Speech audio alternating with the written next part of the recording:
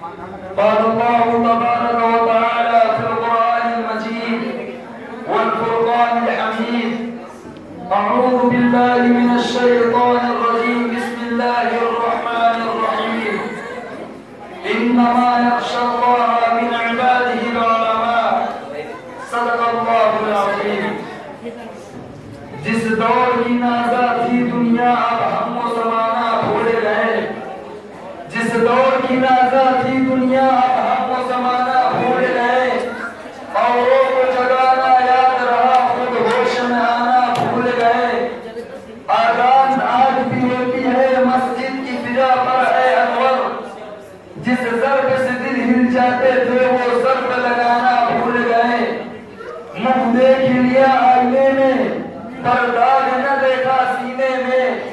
منہ دیکھ لیا آئینے میں پر داغ نہ دیکھا سینے میں.